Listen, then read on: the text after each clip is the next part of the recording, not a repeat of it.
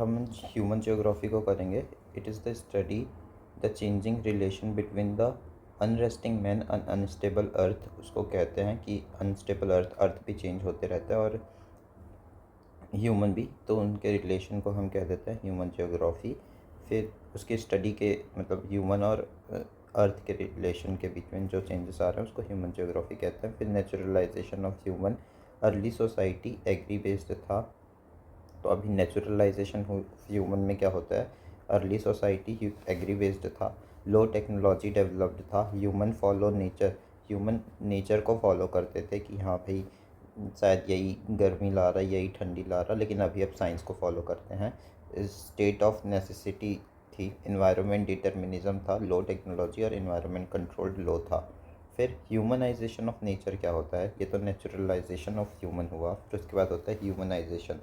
और इसमें humanisation of nature में क्या बात होती है, स्टेट ऑफ फ्रीडम की बात होती है, हाई टेक्नोलॉजी डेवलपमेंट की बात होती है, do not obey nature, nature को ओबे नहीं करते, तो ये जस्ट अपोजिट हो गया। फिर डेंजर कॉन्सिक्वेंसेस होता है इसका, ह्यूमनाइजेशन ऑफ नेचर का, अगर नेचर को आप ह्यूमन बनाने की कोशिश करोगे, क्योंकि देखो क्या बोलना चाह रहा है, नेचुरलाइजेशन ऑफ ह्यूमन यानी कि ह्यूमन अच्छा बन रहा है, और ह्यूमनाइजेशन ऑफ नेचर यानी कि नेचर ख़राब बन रहा है, मतलब ह्यूमन बेसिकली एक डेविल का दिखाना की वो कोशिश कर रहा है। या फिर ह्यूमनाइजेशन में पॉसिबिलिज्म, हम पॉसिबिलिटीज़ खोजने की कोशिश करते हैं, तो ये होता है naturalisation of human and humanisation of nature.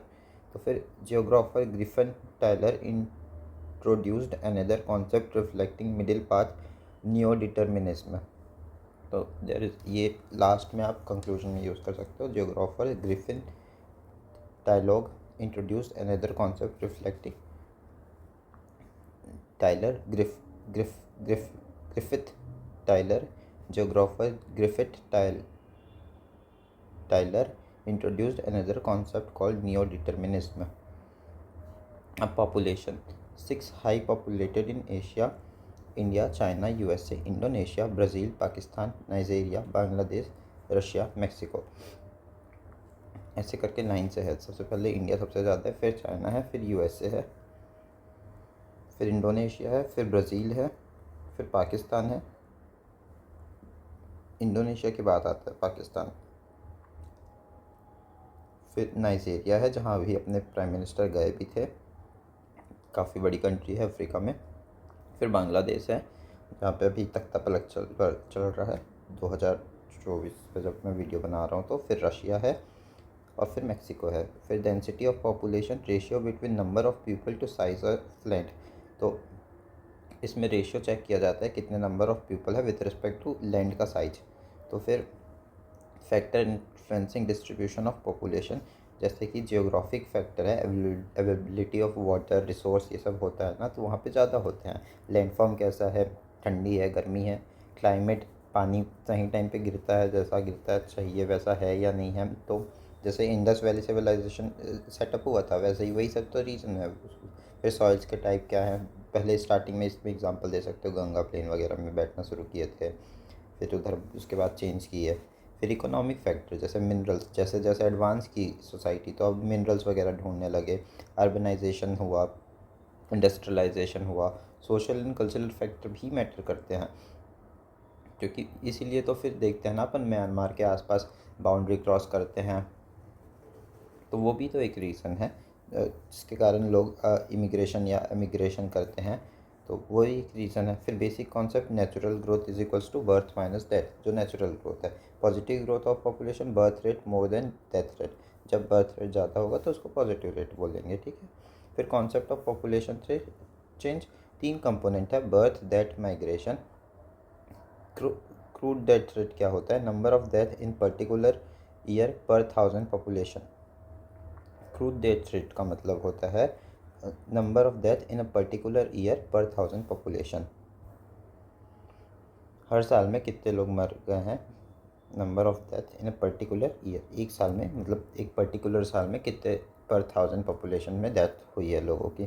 फिर इमिग्रेशन और एमिग्रेशन, इमिग्रेशन क्या होता है, माइग्रेटर वो move into new place called immigration, ठीक है। अगर आप कहीं मूव किए हो तो उसको इमिग्रेशन कहेंगे, और एमिग्रेशन क्या होगा, वो move out place called emigration. तो अगेन यहाँ पे आई फॉर इन और E for external, that is निकलना यहाँ पे भी। तो आई और ई का ही खेल रहता है ऑलमोस्ट सब जगह इसमें ज्योग्राफी में। तो वही इमिग्रेशन यानी कि मूव इनटू न्यू प्लेस, आना, और ई यानी कि move from our own place.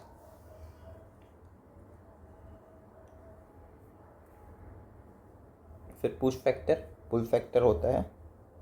Push factor में जैसे कि डेमोक्रेसी ख़राब हो गई है कंट्री की, या फिर बहुत लड़ाई चल रहा है, तो वो पुश फैक्टर है। पुल फैक्टर क्या है, एम्प्लॉयमेंट देखना, जैसे इंडिया के लोग बाहर जा रहे हैं फॉर से, कनाडा जा रहे हैं, भले हमारी रिलेशन अच्छी नहीं है फिर भी जा तो रहे हैं ना, वो सच्चाई थोड़ी हटेगी। या फिर पढ़ने के लिए ऑस्ट्रेलिया जा रहे हैं, अभी काफ़ी सारे इसमें स्कीम्स भी चला रही है ऑस्ट्रेलिया कि आप आके रह सकते हो, 2 साल प्रिपरेशन कर सकते हो, उसके बाद अगर आपको जॉब मिल गई तो आप यहीं रह सकते हो। तो वो पुल फैक्टर है।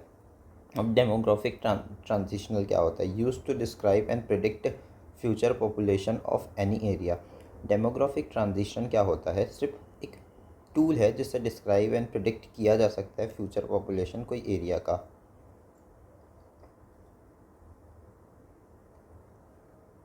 3 stage model, high fertility and high mortality. Fertility remains high at the beginning, later decline with time. तो फर्टिलिटी, हाई फर्टिलिटी रहती है, हाई मॉर्टिलिटी भी रहती है। ये 3 स्टेज मॉडल है डेमोग्राफिक ट्रांजिशन। तो ट्रांजिशनल तो सिर्फ एक प्रिडिक्शन है फ्यूचर पॉपुलेशन का कोई एरिया का। और 3 स्टेज मॉडल क्या क्या है, हाई फर्टिलिटी, हाई मॉर्टिलिटी, ज़्यादा लोग पैदा हो रहे हैं, ज़्यादा लोग मर रहे हैं। Fertility remains high at beginning, later decline with a time. तो फर्टिलिटी ज़्यादा रहती है स्टार्टिंग में, बट विथ अ टाइम ये डिक्लाइन होने लगती है। लास्ट स्टेज वो both fertility and mortality decline, last stage में दोनों डिक्लाइन होता है। सेक्स रेशियो क्या होता है, नंबर ऑफ मेल्स पर 1000 वुमेन, नंबर ऑफ मेल्स पर 1000 वुमेन याद रखना, ठीक है, not number of women's per 1000 male. In India number of female per 1000 mail, sorry इन ये तो ओवरऑल वर्ल्ड का बात है sex ratio, number of males पर 1000 वुमेन एंड, बट इंडिया में क्या होता है, number of female per 1000 male. वो more womens in population not means better status, ज़रूरी नहीं है एक पॉपुलेशन एक ज़्यादा, मतलब एक एरिया पे वुमेन ज़्यादा है तो उसका मतलब वुमेन की कंडीशन अच्छी है। Might possible man move for employment, Asia have low sex ratio, Asia में सेक्स रेशियो कम है। एक्सपेंडिंग पॉपुलेशन क्या होता है, एक एग्जांपल है नाइजीरिया जो अपन अभी पढ़ भी रहे थे, और ये फीमेल के लिए साइन होता है डाउन, और ये वुमेन के लिए, मेन के लिए साइन होता है ऐसा। फिर ये 0 to 10 ऐसे, फिर 10 से 20 ऐसे, फिर 30 से 60 ऐसे, फिर 30 से 60 ऐसे कम होते जा रहा बेसिकली पॉपुलेशन का वो। फिर कांस्टेंट पॉपुलेशन एग्जांपल ऑस्ट्रेलिया। फिर declining population Japan example. Ageing population in western countries, female outnumber male in urban areas. Population occur when there is a positive change in quality, growth is in number only. Development occur when there is a positive change in quality, growth is in number only. 4 pillar of human development, 4 pillar है human development का। पहला equity, sustainability, productivity, employment, empowerment. तो पहला equity, तो सबको equal rights मिलना, ऐसा ये पहला ह्यूमन डेवलपमेंट के लिए पहला पिलर है।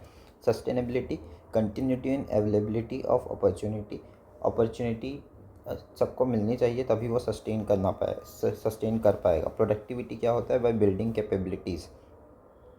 प्रोडक्टिविटी मतलब उनके लिए कैपेबिलिटी, उनको स्किल्स देना, ये सब प्रोडक्टिविटी में आ जाएगा। कैपेबिलिटी बना, कैपेसिटी उन लोग का इम्प्रूव करेंगे। पावर ऑफ एम्पावरमेंट क्या होता है, पावर टू मैक्सिमाइज चॉइसेस, ठीक। तो ये होता है इक्विटी, सस्टेनेबिलिटी, प्रोडक्टिविटी, एम्पावरमेंट। फिर अप्रोच टू ह्यूमन डेवलपमेंट क्या क्या है, income approach, welfare approach, minimum need approach, capabilities approach. तो ये 4 तरीके के अप्रोच हैं जिससे हम ह्यूमन का डेवलपमेंट कर सकते हैं। या तो इनकम दे के ह्यूमन का डेवलप होगा, या फिर वेलफेयर जो स्कीम्स चलाते हैं तो उससे अप्रोच से हो सकता है, फिर मिनिमम नीड अप्रोच से हो सकता है, फिर कैपेबिलिटी अप्रोच, इसमें स्किल्स वगैरह देना आ जाता है। तो इनकम, वेलफेयर, वेलफेयर में फ्री का पैसा, इनकम में वेज कमा रहे, जैसे मनरेगा चल रहा है तो वो हो गया। फिर मिनिमम नीड अप्रोच, जो फूड सेफ्टी एंड सिक्योरिटी वगैरह का चलता है ना, तो वो मिनिमम नीड है ना, वो तो लाइफ में तो उतना तो मिलना चाहिए, पानी, घर, कपड़ा, मकान, ऐसा वाला। फिर density of population, number of person per unit area, 2011 382 person per square kilometre. तो डेंसिटी ऑफ पॉपुलेशन क्या है, number of person per unit area. फिर population doubling time, time taken by population to double itself at a current annual growth rate. तो जो time होता है population के पास लिया जाता है to double itself at the current annual growth rate. 4 distinctive stage of Indian demographic history, ये पूछ भी चुका है 2003 में।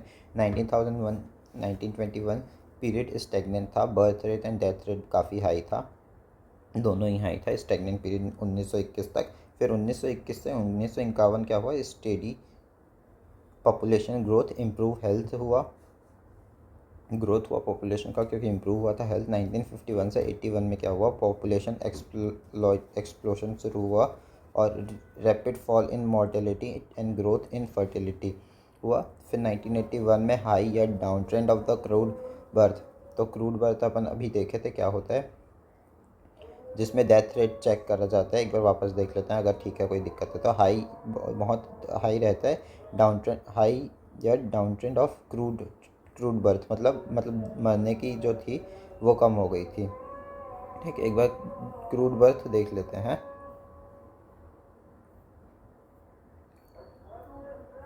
क्रूड डेथ रेट था number of death in a particular year per 1000 population, तो वो कम होने लगा, तो वही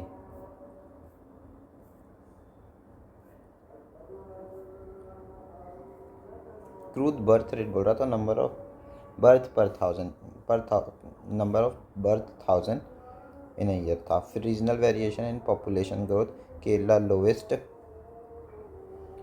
growth rate, Gujarat, Maharashtra, Uttar Pradesh, Uttarakhand, Sikkim, Assam, west Bengal, Bihar, Chhattisgarh 25% है यहाँ पे। ठीक है, केरला में सबसे लो है, फिर उसके बाद Gujarat, Maharashtra, UP, UK, Sikkim, Assam, west Bengal, Bihar, Chhattisgarh, ये सब में काफ़ी 25% के आसपास है। फिर उसके बाद आता है मोस्ट पॉपुलेटेड स्टेट, जिसमें होता है यूपी, वेस्ट बंगाल, महाराष्ट्र, आंध्र प्रदेश, बिहार, मध्य प्रदेश। तो हमको यूपी का पता है, बिहार का तो पता है, महाराष्ट्र का भी पता है, काफ़ी पॉपुलेटेड है, बट उसमें कमी हो रही है अब थोड़ी सी। और आंध्र प्रदेश का भी पता चल गया अभी, वेस्ट बंगाल भी, और फिर मध्य प्रदेश भी, ये सब पॉपुलेटेड स्टेट है। फिर नेशनल यूथ पॉलिसी 2014 में शुरू हुआ। Define youth as an age 15 to 29 year में यूथ डिफाइन किया जाता है। और फिर linguistic composition, height, linguistic composition में सबसे हाईएस्ट हिंदी बोलने वाले लोग हैं। फिर लोवेस्ट किसमें, Sanskrit and Bodo language and Manipuri. According to the census Indian urban area है फॉलोइंग कैरेक्टरिस्टिक्स, इसको भी पूछता है और इसका डेफिनेशन लिख सकते हैं अपन कि अर्बन एरिया को कैसे डिफाइन किया जाता है। Minimum population of 5000, at least 75% of working population engage in non agriculture occupation, a density of population of at least 400 person per square kilometre in is required. तो कम से कम 5000 का पॉपुलेशन होना चाहिए, उसमें 75% जो नॉन एग्रीकल्चर में होना चाहिए, और क्या होना चाहिए, डेंसिटी ऑफ पॉपुलेशन कम से कम 400 person per square kilometre required है। Rural settlement in 4 type, clustered settlement, closely built settlement, living area separated from surrounding farms generally found in north east alluvial soil. तो रूरल सेटलमेंट 4 टाइप के होते हैं। Clustered settlement होता है, closely build settlement होता है, ये काफ़ी एक दूसरे से क्लोज बिल्ड होता है। और जो लिविंग एरिया होता है सेपरेटेड होता है सराउंडिंग फार्म से, मतलब जो रहने की जगह रहती है, तो क्लस्टर में रहते हैं इन लोग, ऐसे जैसे इधर फार्मलैंड है इधर पूरा, और ये क्लस्टर में रहेंगे यहाँ पे ऐसे करके। ठीक, generally found in north east alluvial plains. तो हो गया क्लस्टर्ड अपना सेटलमेंट। फिर होता है सेमी क्लस्टर्ड सेटलमेंट, इसमें क्या होता है, disappeared settlement, dominating community occupy at the centre part, lower strata outer flank. तो जो डोमिनेटिंग होता है वो कम्युनिटी वो बीच पे रहता है और बाकी लोग इधर पे लोअर पार्ट्स पे रहते हैं यहाँ पे। तो ये सेमी क्लस्टर सेटलमेंट है, तो क्लस्टर तो बन रहा लेकिन थोड़ा अलग टाइप का क्लस्टर बन रहा है यहाँ पे, ठीक। फिर हैमलेट सेटलमेंट क्या होता है? Settlement fragmented several units physically separated from earth each other.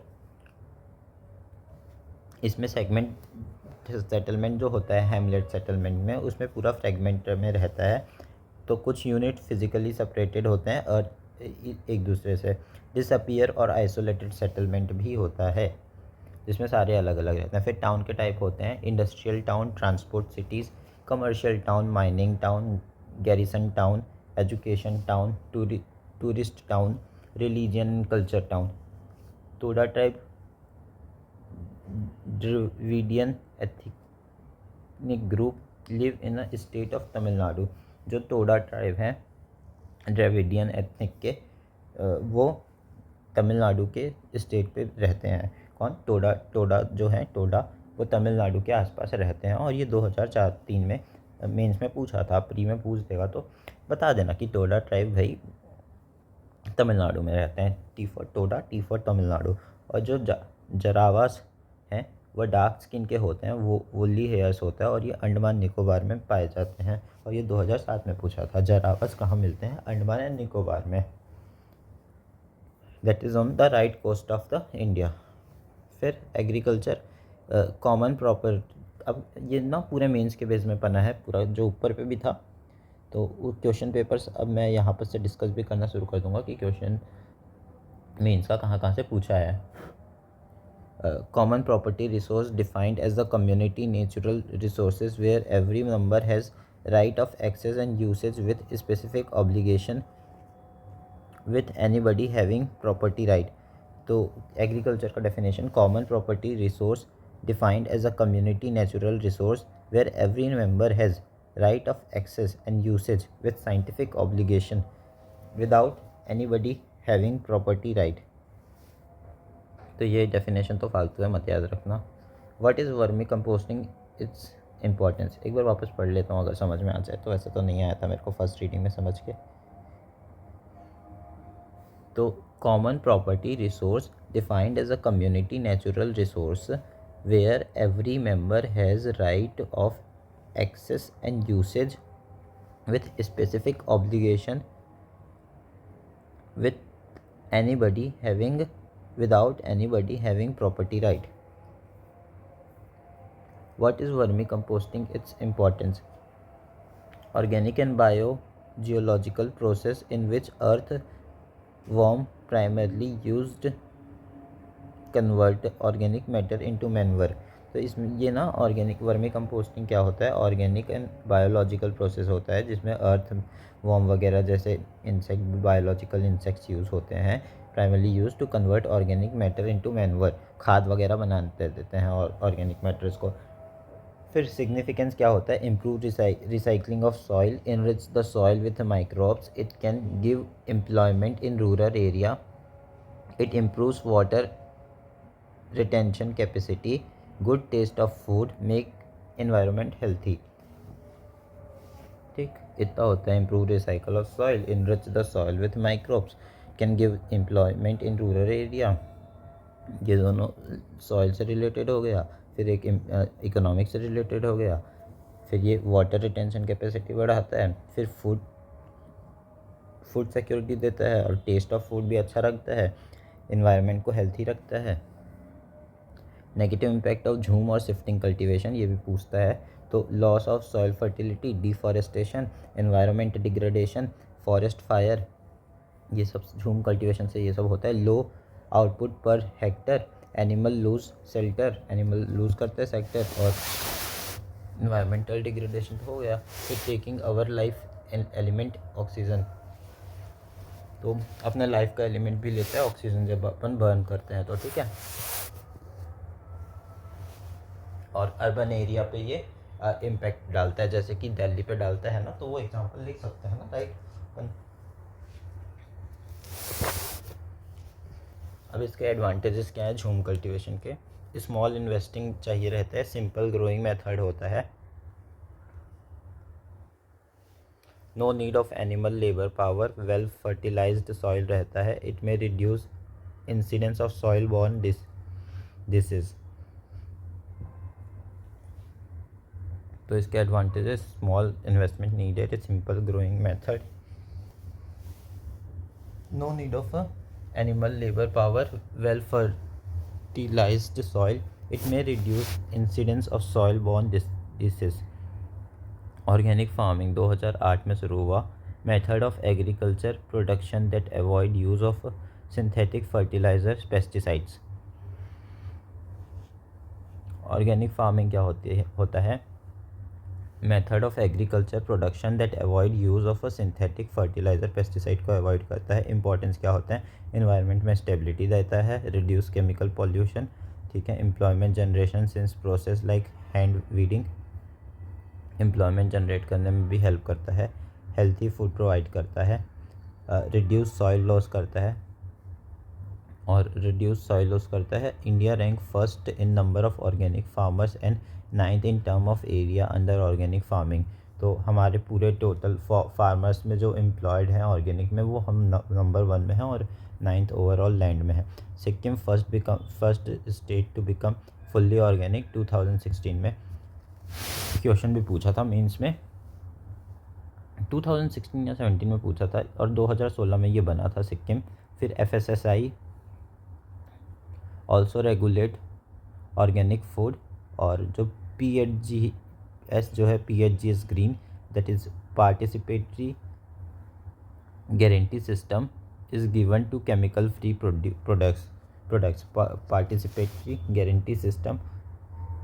फिर इसके कुछ चैलेंजेस भी हैं, जैसे कि disparity of supply and demand, perishables food can't transported to anywhere, disparity of supply and demand, time require more care and interaction by farmer, तो इनको ज़्यादा केयर चाहिए होता है और इंटरेक्शन चाहिए होता है। हाई MRP ज़्यादा होता है, लेक ऑफ इंफ्रास्ट्रक्चर है अपने पास, क्योंकि अपन उसको सेव करके नहीं रख सकते। लेक ऑफ इंडस्ट्री की भी कमी है, हम इसको प्रोसेस भी नहीं कर पाते, भले हम बना तो लेंगे लेकिन प्रोसेस करके नहीं रखते। फिर लेक ऑफ अवेयरनेस ही नहीं है लोगों को, मार्केटिंग की प्रॉब्लम है हमारे यहाँ। High input cost compare to yield, अब इनपुट कॉस्ट ज़्यादा है यील्ड से।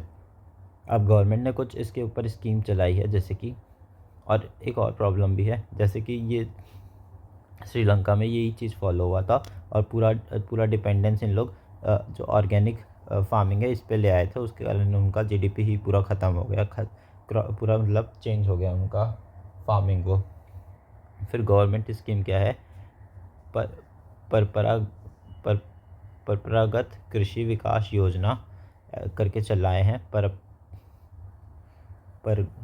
परंपरागत कृषि विकास योजना, दैट इज़ PKVY, परंपरागत Krishi Vikas Yojana is related to organic farming. Rashtriya Vikas Yojana is also with related to organic farming. फिर national programme for organic production चलाए थे, और national programs are very important for UPSC। For organic production, grant organic farming certification through a process of third party certification for export purpose. तो grant दिया जाता है organic farming certification through a process of third party certification for export purpose. तो grant दिया जाता है organic farming certification through a process of a third party certification for export purpose. फिर zero budget natural farming, method of chemical free agriculture, drawing from traditional Indian practices. तो कुछ schemes थे, जैसे परंपरागत राष्ट्रीय विकास योजना, फिर national programme for organic production, grant organic farming certification through a process of third party certification for export purpose के लिए होता है ये नेशनल प्रोग्राम फॉर ऑर्गेनिक। फिर zero budget natural farming, method of chemical free agriculture, drawing from traditional Indian practices, तो ये zero budget natural farming होता है। फिर प्रॉब्लम ऑफ इंडियन एग्रीकल्चर क्या क्या है? डिपेंडेंस ऑफ एरेटिक मानसून, हम मानसून पर डिपेंड है। लो प्रोडक्टिविटी होती है हमारे यहाँ, कॉन्स्टेंट्स फाइनेंस रिसोर्सेज की कमी है। Lack of land resources, small farm का साइज़ काफ़ी छोटा है। Lack of commercialization, vast unemployment है। डिग्रेडेशन ऑफ कल्टिवेबल लैंड का डिग्रेडेशन हो रहा है। Agriculture development in India after independence हमने स्विच किया फूड क्रॉप की तरफ। फिर after independence switch to the food crop. Stagnant production cause to launch, बहुत स्टैग्नेंट धीरे धीरे प्रोडक्शन हो रहा था, उसके कारण हमने intensive agriculture district programme launch किया IADP and intensive agriculture area programme भी लॉन्च किया। तो फूड क्रॉप में स्विच किया, फिर उसका प्रोडक्शन अच्छा नहीं हो रहा था, तो हमने क्या किया IADP that is intensive agriculture district programme, और फिर उसके बाद इंटेंसिव एग्रीकल्चर एरिया प्रोग्राम, पहले डिस्ट्रिक्ट फिर उसके बाद एरिया के ऊपर। बट ड्रॉट के कारण हम 1960 में उसका रिज़ल्ट नहीं आ पाया और फूड क्राइसिस आ गया। New seed variety available wheat Mexico का मतलब मैक्सिको से एक वीट की सीड की एक वैरायटी आई, और राइस की भी, जिसको फिलीपींस से लाए थे।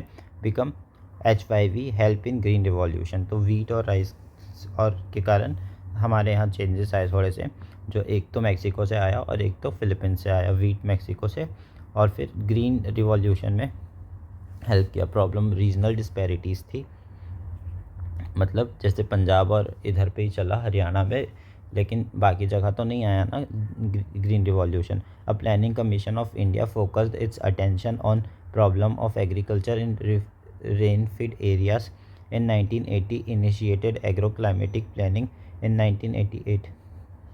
तो प्लानिंग कमीशन ऑफ इंडिया ने फोकस किया to attention on problem of agriculture in rain fed areas of India. Focused its attention जो है उन्होंने फोकस किया its attention on problem of agriculture in rain fed areas.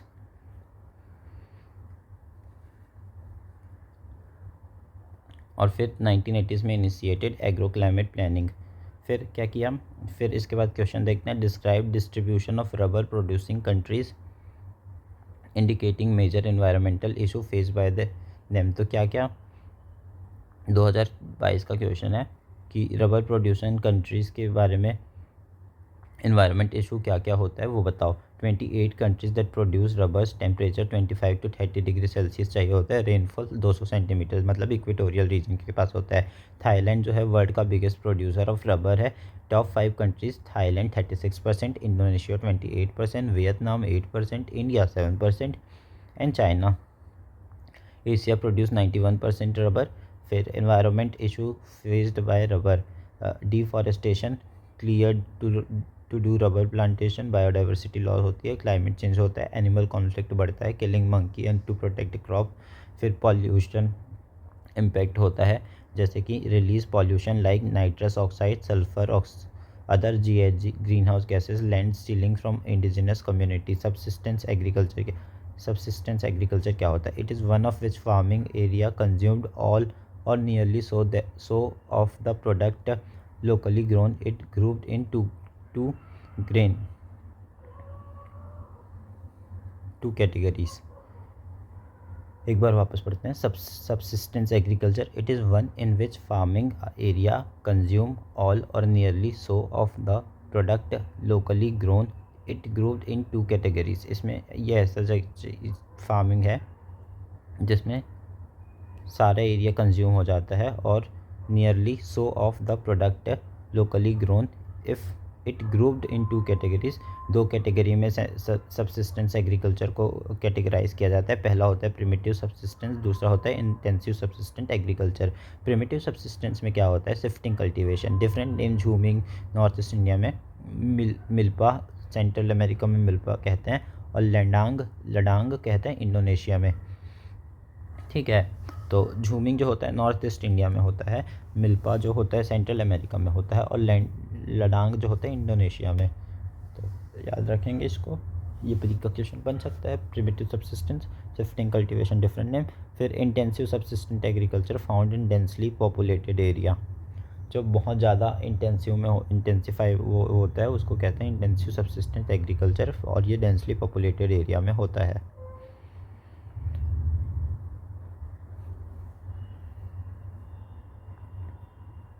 अब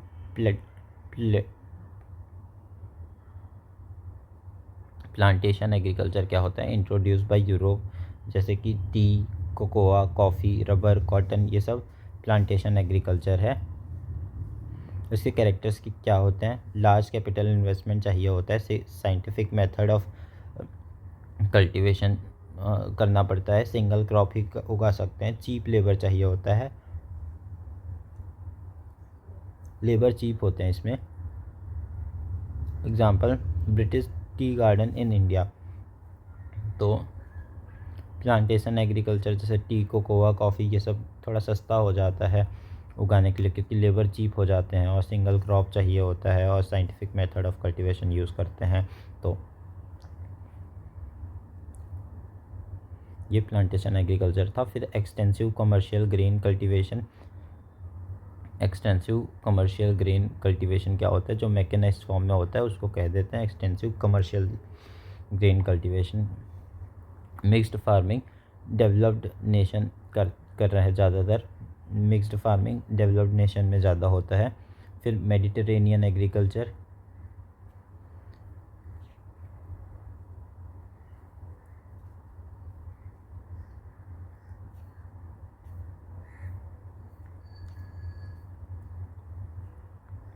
Mediterranean agriculture in Mediterranean countries, south part of Australia.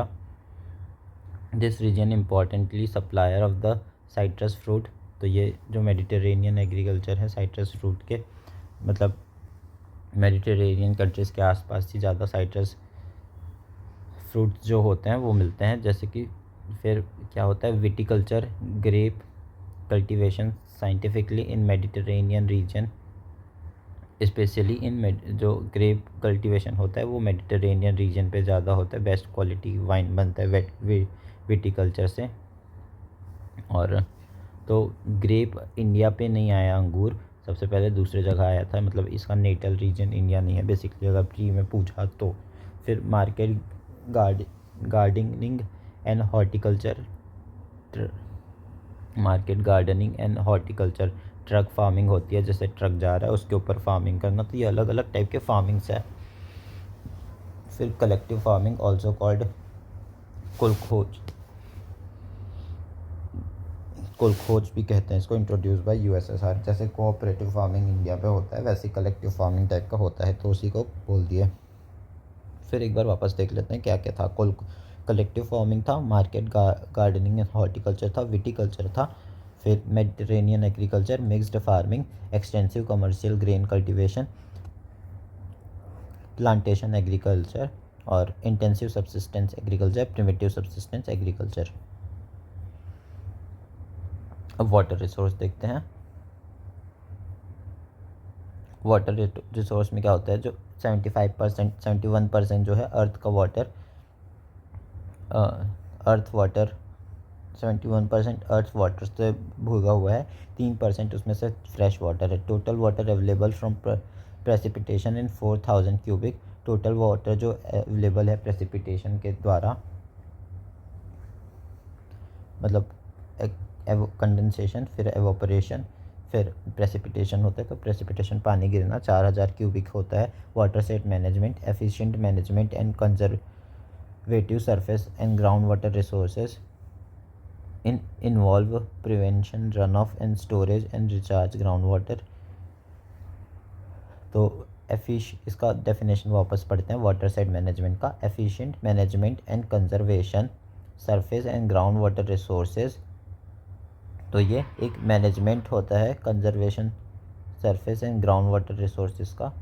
तो ये एक efficient management होता है और उसका कंजर्वेशन होता है सरफेस और ग्राउंड वाटर रिसोर्स का। तो उसमें सिर्फ कंजर्व करते हैं। और इसमें क्या क्या इन्वॉल्व होता है?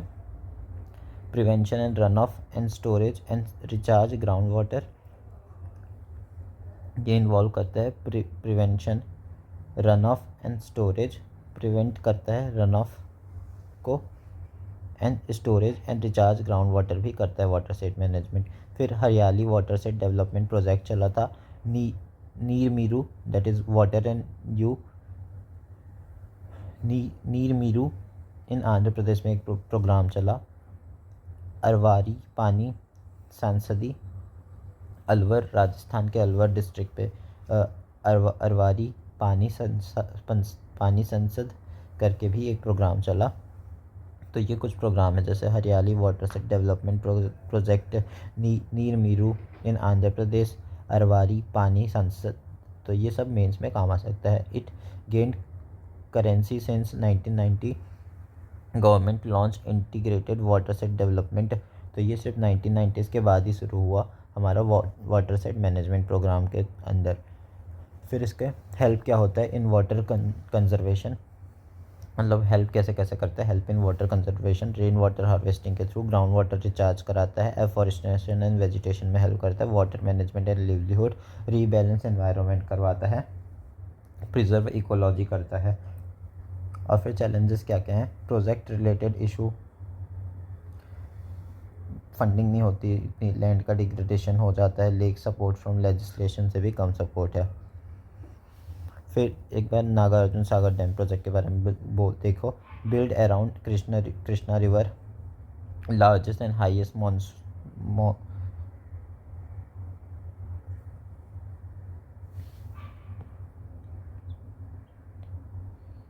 तो Nagarjuna Sagar build around Krishna river, और इसको कंट्रोल और सुपरवाइज तेलंगाना करता है। Largest and highest masonry dam है ये। फिर हीराकुंड डैम, जो अपना नागार्जुन सागर था उसके बाद हीराकुंड पढ़ेंगे, जो है संबलपुर उड़ीसा में महानदी रिवर के ऊपर हीराकुंड। 2001 में क्वेश्चन पूछा था, Asia largest manmade lake, Asia का largest manmade lake Hirakud lake है, वो इसी पे ही है। हीराकुंड मतलब लार्जेस्ट है ना लेक हीराकुंड डैम के पास, और ये अपने महानदी के पास है। फिर नेशनल वाटर ग्रिड 2006 में इसके ऊपर क्वेश्चन पूछा था। The idea was by doctor KL Rao in 1972 to interlink the river. तो ये नेशनल वाटर ग्रिड जो है उसी से ही अपना इंटरलिंक रिवर का शुरू हुआ था। तो इसके ऊपर इंटरलिंक के ऊपर भी क्वेश्चन पूछ चुका है। तो talk about linking Ganga and Kaveri project को जोड़ने की बात की गई थी, गंगा और कावेरी प्रोजेक्ट। फिर ठीक है, एडवांटेजेस क्या था इसका। Redistribution of water, hydro power generation, water का रीडिस्ट्रीब्यूशन हो सके, हाइड्रो पावर जनरेट हो सके, इरिगेशन फैसिलिटी बने, कमर्शियल फैसिलिटी मिले, जैसे कि फास्टर मूवमेंट ऑफ ट्रांसपोर्ट हो सके तो कमर्शियल फैसिलिटी मिलेगी, फ्लड कंट्रोल हो सके क्योंकि एक दूसरे जगह से पानी इधर उधर हो जाएगा, ड्रॉट एलिवेशन हो, सूखापन नहीं आएगा अगर पानी जो जिधर ज़्यादा है उधर से कम आ जाए तो। फिर एम्प्लॉयमेंट भी बढ़ेगा क्योंकि कंस्ट्रक्शन का वर्क चढ़ेगा तो बूस्ट करेगा एग्रीकल्चर को। फिर इसके कुछ इश्यूज़ भी हैं, जैसे federal issue, tension with neighbouring countries, high environment cost, economic cost, community displacement, ये सब इसके कुछ इश्यूज़ हैं। Ministry of Jal Shakti said Ken-Betwa Link project is flagship project, move excess water from Madhya Pradesh to Uttar Pradesh. Project claimed to generate 34 gigawatt। फिर national waterways के ऊपर पढ़ते हैं। Out of 111 nautical north west declare, out of 111 national waterways declare under national water act 2013, 13 are active. तो 13 active national waterways हैं और ये change होते रहता है, इसको एक बार ही अपडेट कर लेना। Regulated by inland waterway authority of India, inland waterway authority इसको रेगुलेट करती है।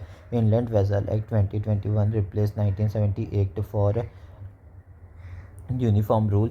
जो इनलैंड वाटर वेसल्स एक्ट है 2021 का, उन्होंने 1917 का एक्ट को रिप्लेस किया सो दैट यूनिफॉर्म रूल चले सारे इंडिया में। हिस्टोरिकल सिग्निफिकेंट क्या है, रेलवेज था, रोड था, मतलब सबसे पहले तो इनलैंड वेसल्स ही चलते थे, फिर बाद में जो रेलवेज और रोड आया तो उसने ओवरटेक कर लिया। वॉज इन्वायरमेंट फ्रेंडली, जो पहले था वो एनवायरनमेंट फ्रेंडली था और कॉस्ट इफेक्टिव था और लेस एक्सीडेंट होता था। अब क्राइटेरिया फॉर नेशनल वाटरवे क्या क्या है। नेविगेशनल कैपेबिलिटी होना चाहिए कि नेविगेट कर सकें। विड्थ डेप्थ जो हो वो कम से कम विड्थ 45 मीटर का विड्थ हो और डेप्थ जो हो 1.5 मीटर का हो, ऐसा बोलने का है। फिर कॉन्टीन्यूस स्ट्रेच जो है 50 किलोमीटर कंटिन्यूस स्ट्रेच होना चाहिए कम से कम, तभी उसको नेशनल वाटरवे कहेंगे। फिर जैसे एक एग्जांपल है connectivity north to east, north से ईस्ट कनेक्टिविटी, जैसे chicken neck corridor through Brahmaputra national waterways to river Barak national waterway 1।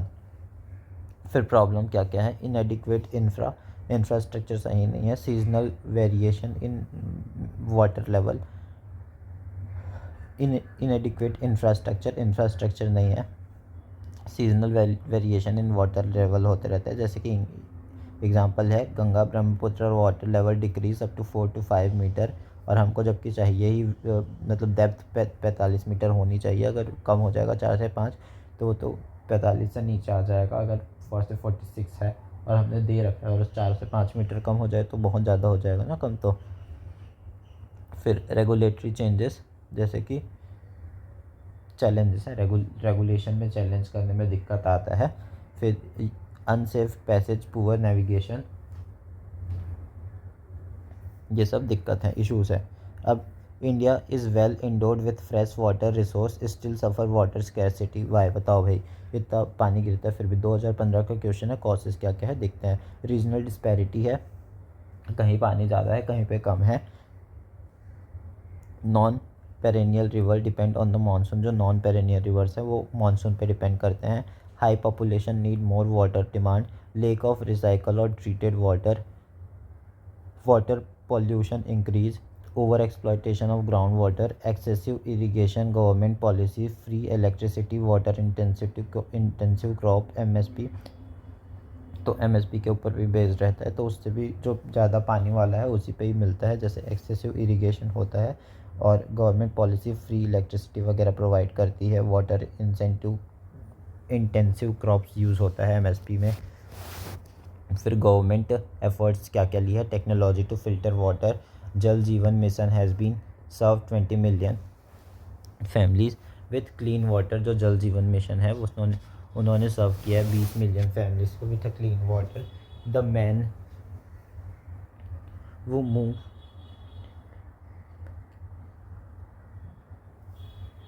Confucius कहता है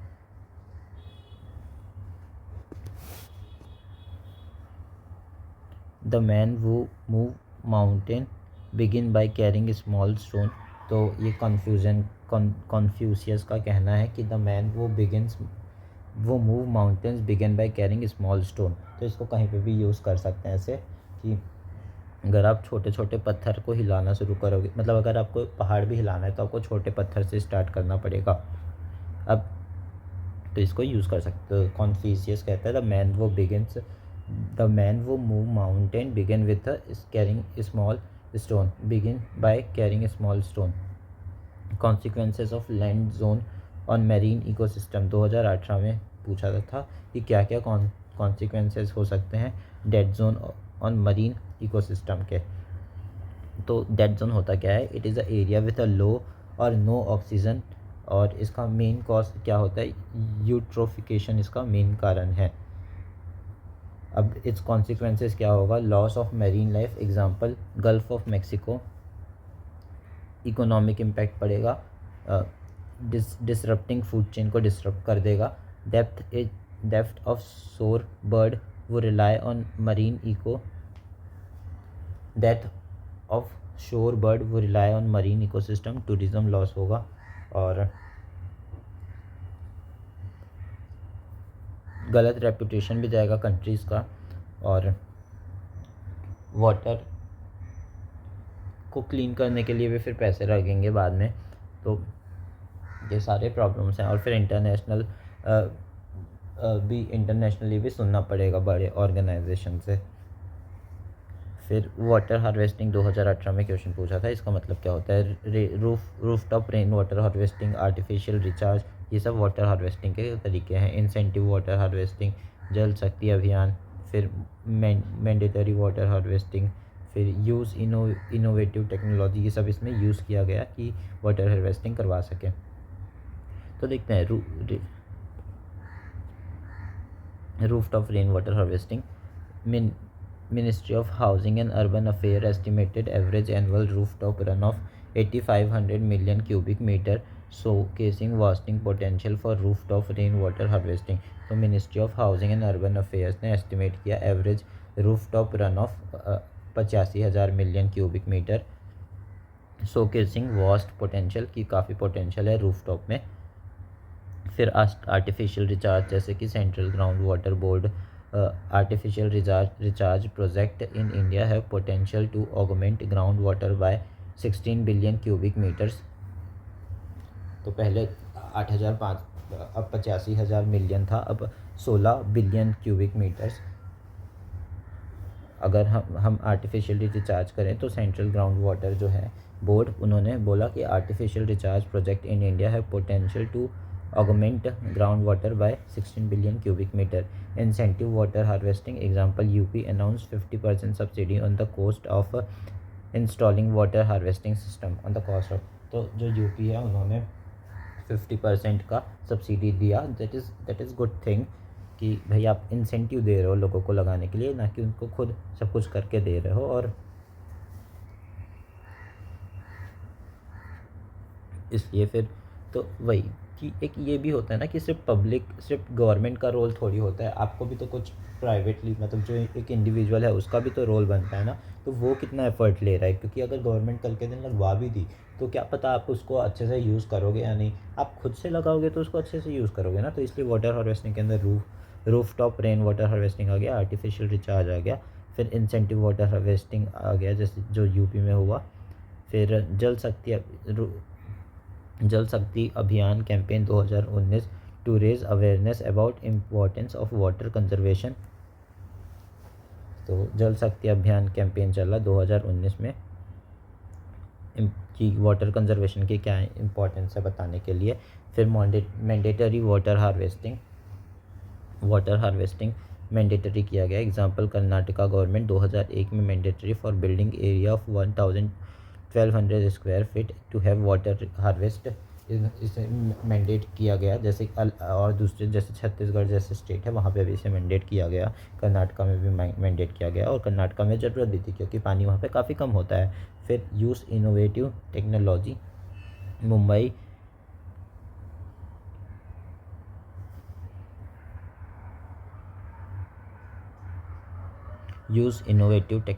जैसे मुंबई ने mandatory for all new construction to have rain water and green cover in 10% of plot. तो मुंबई ने क्या किया, मैंडेट किया कि जो भी नया कंस्ट्रक्शन हो रहा है वहाँ पे रेन वाटर होना ज़रूरी है और ग्रीन कवर कम से कम 10% होना चाहिए प्लॉट का। ब्लू रिवॉल्यूशन आया था 2018 में क्वेश्चन, और ये आ भी सकता है वापस अपने एग्रीकल्चर पार्ट में GS3 में वैसे आ चुका है। और इट इज़ कॉल्ड नील और नीली क्रांति mission in India was launch in 1985-1990 during 7th 5-year plan के टाइम। इट्स सिग्निफिकेंस क्या है, food security, second fish produce India produce होता है सबसे सेकंड हाईएस्ट, और फिर इकोनॉमिक एंड एम्प्लॉयमेंट प्रोड्यूस करवाता है, एक्सपोर्ट अपॉर्चुनिटी हेल्प करता है, एक्सपोर्ट मोर देन 100 कंट्रीज, तो 100 कंट्रीज से ज़्यादा लोगों को हम एक्सपोर्ट करते हैं। प्रॉब्लम क्या क्या है, lack of refrigeration facility lead to spoilage of the huge catch, cost of an input per unit of fish weight is higher than extensive farming, especially because high cost fish feed. The cost of impact per unit of fish weight is higher than extensive farming से ज़्यादा cost पड़ जाता है, special because high cost fish feed, तो cost ज़्यादा पड़ जाता है फ़िश को फीड उनको चारा वारा देने में, मतलब खाना देने में बेसिकली। तो cost of input per unit of fish weight is higher होता है। लेक ऑफ रेफ्रिजरेटर फैसिलिटी होती है, एक्सपोर्ट अपॉर्चुनिटी कम मिलता है। अच्छा, एक्सपोर्ट अपॉर्चुनिटी ज़्यादा है अपने पास 100 कंट्री से। फिर क्या होता है, improve breeding technologies, disease control, feed and nutrition. तो इम्प्रूव किया जा सकता है ब्रीडिंग टेक को, डिसीज कंट्रोल को, और फीड एंड न्यूट्रिशन दिया जा सकता है। डेवलप मार्केट लिंकेज डेवलप करने से भी ठीक किया जा सकता है। क्वालिटी कंट्रोल मेजर्स लिया जा सकता है। प्रॉब्लम्स क्या क्या हैं, ये तो उसको ठीक करने का तरीका था, और मतलब प्रॉब्लम भी था और ठीक करने का तरीका भी था। अब और भी प्रॉब्लम्स है जैसे कि, अच्छा ये बीच में ठीक करने के तरीके बताया था, अब ये वापस जो 4 5 6 है, that is improve breeding tech, disease control, feed and nutrition, develop market linkages, और फिर क्वालिटी कंट्रोल मेजर्स, ये सब इसको ठीक किया जा सकता है इससे। मतलब इसके सिग्निफिकेंस है ये कि इम्प्रूव कर सकते हैं। जो भी है, और ठीक है। 3 lack of adequate financial support कम है। Lack of value addition. फिर 5th water quality and problem है, वाटर क्वालिटी का प्रॉब्लम है। और फिर द नेशनल पॉलिसी ऑफ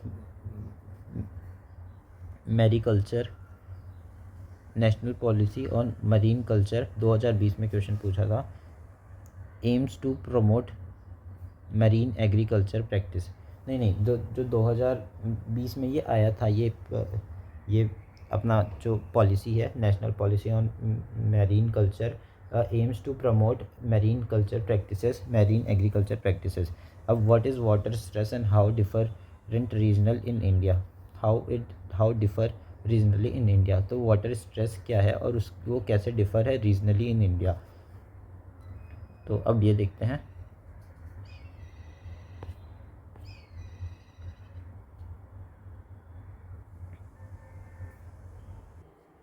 तो demand for water exceeds available supply, जब डिमांड ज़्यादा हो जाता है वाटर का, जितना सप्लाई है उससे, तो उसको वाटर स्ट्रेस कहते हैं। जैसे रीजनल वेरिएशन देखते हैं, वेस्ट इंडिया, गुजरात, राजस्थान लो रेनफॉल होता है, तो जो होता है, जो क्रॉपिंग जो होता है वो सही नहीं होता, इनकरेक्ट होता है, तो वो प्रॉब्लम है वेस्ट इंडिया में। North east, west east side, Rajasthan, Gujarat. फिर नॉर्थ ईस्ट इंडिया क्या होता है, जो अपना असम एरिया है, हाई पॉपुलेशन डेंसिटी है एंड इंडस्ट्री भी है, तो वो क्या करता है, पॉल्यूशन कॉज करता है नॉर्थ ईस्ट पे। जैसे यूपी बिहार है, वहाँ पे पॉपुलेशन काफ़ी ज़्यादा है, राइट, और इंडस्ट्री भी है, तो उससे पॉल्यूशन होता है। फिर साउथ इंडिया में क्या है, pollution depend on underground water, जो पॉपुलेशन है साउथ इंडिया पे, वो अंडरग्राउंड वाटर पे डिपेंड है, क्योंकि मानसून तो वहाँ पहुँचता नहीं है। फिर रीज़न एग्रीकल्चर पैटर्न के कारण होता है, पॉपुलेशन डेंसिटी के ऊपर डिपेंड करता है, और फिर वाटर मैनेजमेंट के ऊपर भी डिपेंड करता है, कौन सी स्टेट कैसे उसको मैनेज कर रही है। तो agriculture pattern, population density and water management. How do ocean current and water mass differ in their impact on marine life and coastal environment, give suitable example. तो ocean currents and water mass कैसे differ हैं उसका बताओ। तो desert formation में help करता है ocean current वगैरह, और तो इसलिए वो डिफ़र है। और वाटर मास एक बॉडी है, एक बेसिकली, जिसमें वो स्टेट्यूटरी उतना ही, मतलब एक जगह रुका रहता है, वो टेम्परेचर वगैरह सब सेम होता है वाटर मास में। अब rainfall, warm ocean current bring rain to the area adjacent to it, example British type climate due to warm ocean current. तो जो वार्म ओशन करंट होता है वो रेन लाता है to the area adjacent to it, rain लाता है जहाँ पे, मतलब उसके बगल के एरिया पे। जैसे कि अगर जब लानिना या फिर वॉल्कर सर्कुलेशन चलता है, तो वार्म ओशन करंट बहता है अपने साइड, ऑस्ट्रेलिया इंडिया के साइड, तो वो पानी लेके आता है। Example British type climate due to warm ocean current, ठीक है। फिर सी आइस फॉर्मेशन होता है, sea ice formation, piling warm water में cause cyclone, piling warm water, तो कंटिन्यूसली अगर वार्म वाटर पाइल अप होते जाएगा तो वो शायद साइक्लोन कर सकता है, और मरीन स्पीसीज माइग्रेशन हो सकता है उससे, तो उसके कारण साइक्लोन आएगा तो मरीन स्पीसीज का माइग्रेशन हो सकता है। जैसे example Atlantic bluefin tuna affected by oceanic current. तो जो एटलांटिक ब्लू फिन है वो टूना के कारण, bluefin tuna affected by, जो टूना है मछली है, example Atlantic bluefin tuna affected by oceanic current, ठीक।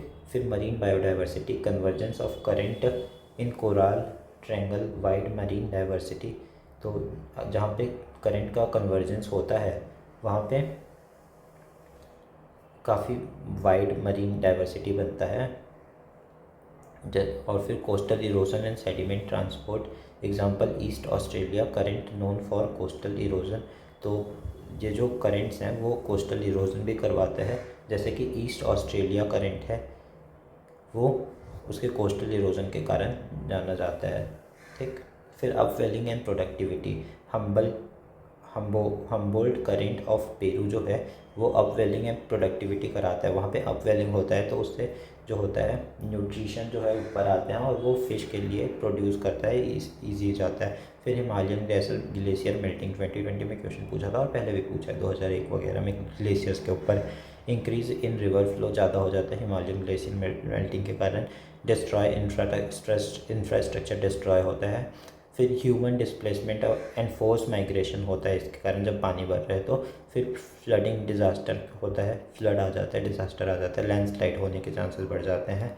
इम्पैक्ट एग्रीकल्चर को इम्पैक्ट करता है, वाटर कॉन्फ्लिक्ट बिटवीन स्टेट बढ़ जाता है। और इसको जो हिमालय है, हिमालयन ग्लेशियर हिमालय है, उसको थर्ड पोल भी कहा जाता है। हुसैन सागर क्या होता है? हुसैन सागर डैम क्या है?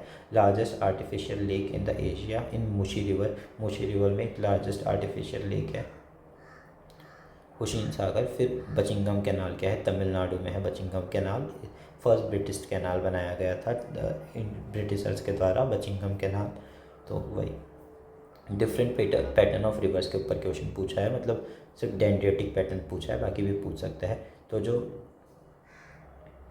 होते हैं इसको देख लेते हैं। पहला डेंड्रेटिक पैटर्न जो होता है गैंगेटिक प्लेन्स में होता है, ट्री रूट लाइक निकला होता है, बिकॉज माउंटेन एरिया है तो वो बहुत सारे गंगा क्योंकि माउंटेन एरिया में है तो इसलिए वो ट्री रूट लाइक निकल जाता है। और फिर वही है। फिर रिवर बेसिन क्या होता है? All water drain to large area. जब रिवर बेसिन, जब सारे पानी जो ड्रेन होता है लार्ज एरिया पे तो उसको रिवर बेसिन कहते हैं। Watershed small part of the land drain to small stream. जो रिवर बेसिन है, जब all water drain to large area पे जब ड्रेन करेगा सारा का सारा पानी तो उसको रिवर बेसिन कहेंगे। और वो वाटर सेट क्या कहते हैं? Small part of land drain to small stream. ठीक। फिर कुछ अलग अलग भी और भी पैटर्न है, उसको गूगल करके देख लेना। तो टेरलिस करके है, रेडियल करके है, पैरेलल करके है, एनुलार करके है और पिनेट करके है। तो जैसे टेरलिस या फिर रेडियल, इसमें से एक 90 डिग्री एंगल बनाता है। पैरेलल जो है पैरेलल चलता है। तो ये एक बार गूगल करते ना, इसका इमेज ध्यान आ जाएगा। तो एक बार देख लेते हैं वापस। Dendritic pattern, trellis, radial, parallel, annular, pinnate. अब इंडस्ट्री ट्रेड है जो अपन नेक्स्ट वाले स्लाइड पे देखें, नेक्स्ट वीडियो पे देखेंगे।